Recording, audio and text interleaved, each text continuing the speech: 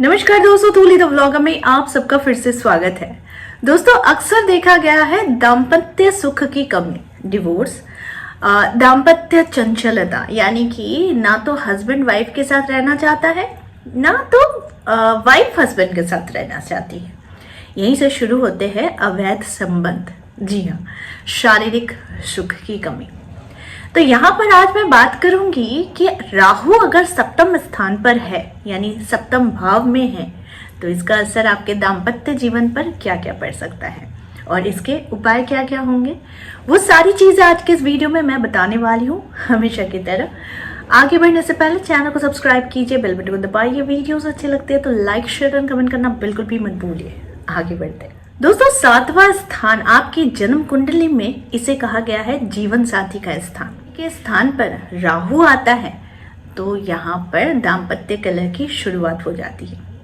देखिए, इस राहु के संबंध में ऐसा भी कहा गया है कि वो क्रूर प्लैनेट है। दोस्तों, जन्म कुंडली में सप्तम स्थान आपका दाम्पत्य स्थान कहा जाता है और इसका ही डिपेंड करता है कि इसमें कौन से ग्रह बैठे हुए हैं जो या तो आपको सुखी करेंगे, या तो आपको मध्यम रखेंगे, या फिर आपको डिवोर्स कराएगा, या फिर आपको शारीरिक सुख की कमी देगा।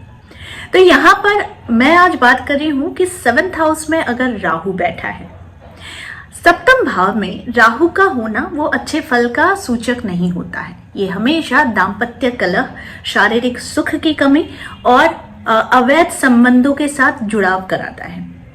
लेकिन वहीं पर सप्तम स्थान का राहु आपको धन से संबंधी बहुत सारी आपको फायदा देता है।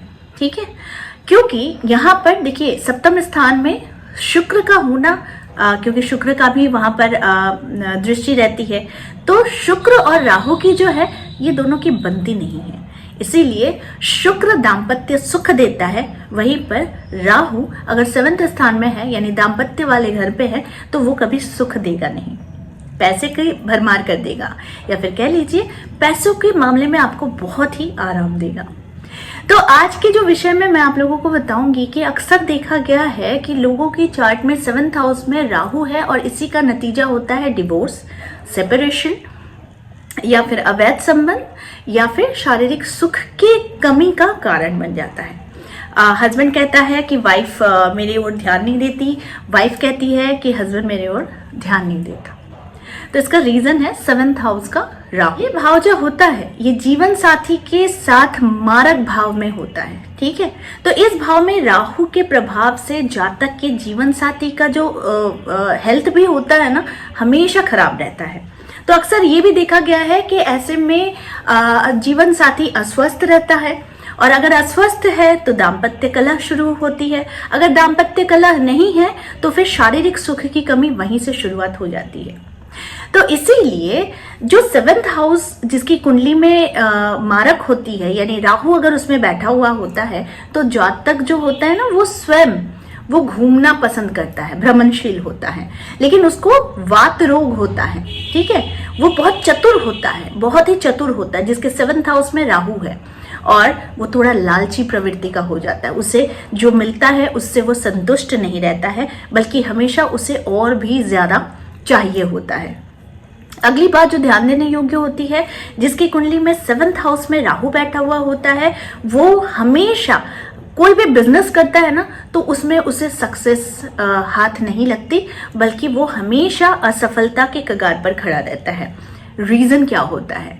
तो इसका ही प्रभाव होता है, क्योंकि राहु का होना वो अशुभ प्रभाव होता है, और अशुभ अगर है तो ये आपको अलग करा देगा आपके जीवन साथी से, नहीं तो किसी ना किसी कारण की वजह से किंतु परंतु वाली स्थिति जरूर हो जाती है। जिस भी पुरुष के या फिर स्त्री के सप्तम भाव में राहु बैठा हुआ है तो उस इंसान को हमेशा अपने से बड़े उम्र वाले, माने अधेड़ उम्र वाले व्यक्ति से या फिर स्त्री से उसे प्यार हो जाता है, या फिर अवैध संबंध में लिप्त हो जाता है। ठीक है, तो सप्तम भाव में उसके स्वामी पर किसी अन्य पापी ग्रह के प्रभाव होने से विवाह भी नहीं होता है।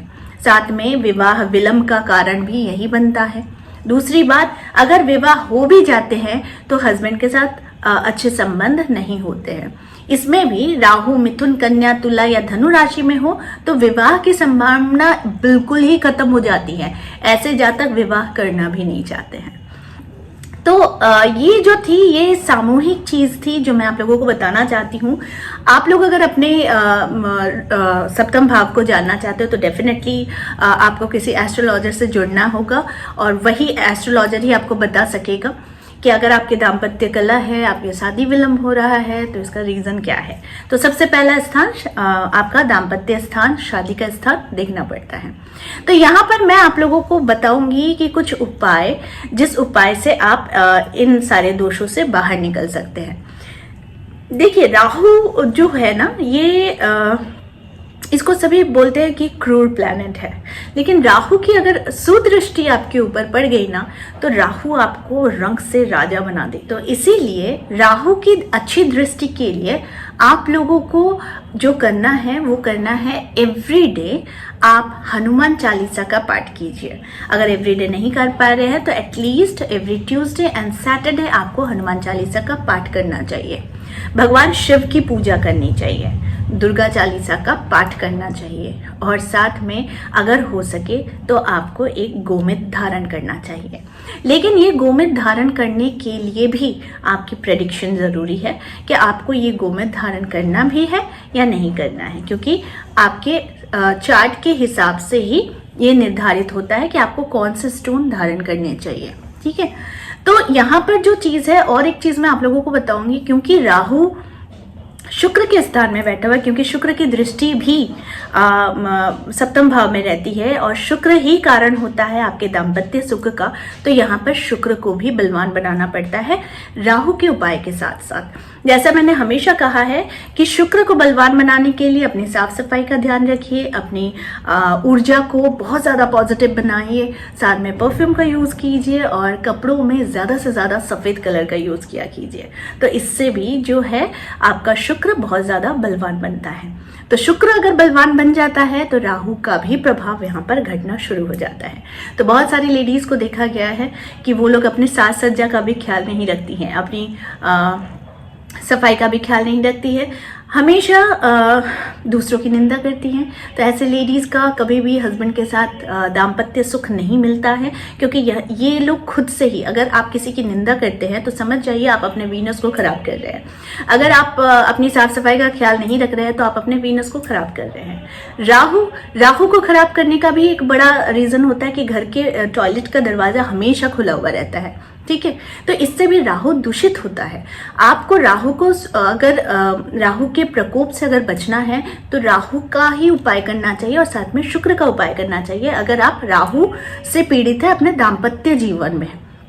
ठीक है, तो ये बहुत सी छोटी छोटी सारी चीज़ें होती हैं जो मैं आप लोगों को बताती हूँ, तो इसे करके देखिए, इससे आपको बहुत फ़ायदा होगा। स्पेशली लेडीज़ अगर अपना ख्याल रखेंगी, जिनके दाम्पत्य जीवन में सुख नहीं होता है, तो ये देखिए, ये एक मेंटल टेंशन होता है। जिस इंसान के दाम्पत्य जीवन में सुख नहीं होता है वो हमेशा दूसरे के पास जाकर वो अपनी सुख की तलाश करता है। तो इसीलिए यहाँ पर कहा जाता है कि शुक्र को अगर आपने ठीक कर लिया, शुक्र अट्रैक्शन का भी प्लैनेट माना जाता है कि जिसका शुक्र बहुत अच्छा होता है ना, उसके पास अनायास ही लोग मतलब अट्रैक्टेड होते हैं, अट्रैक्शन फील करते हैं। तो ऐसे में शुक्र को स्ट्रॉन्ग बनाना बहुत ज़रूरी हो जाता है।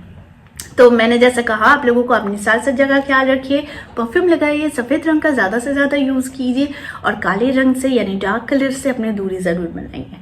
तो अगर आपके भी चार्ट में सप्तम भाव में अगर राहु बैठा हुआ है तो आप समझ गए होंगे कि दाम्पत्य जीवन इससे ज़रूर प्रभावी होता है। तो इसके लिए जो उपाय मैंने बताए हैं, इन सभी को अगर आप करते हैं तो डेफिनेटली राहु के कुप्रभाव से आप बच सकते हैं। तो आई होप आज का वीडियो आप लोगों को अच्छा लगा होगा। इस तरह के वीडियोज़ मैं आप लोगों तक लाते रहूँगी। आज के लिए बस इतना ही, फिर मिलेंगे एक नए टॉपिक के साथ। तब तक के लिए आप सबको मेरा प्यार भरा नमस्कार।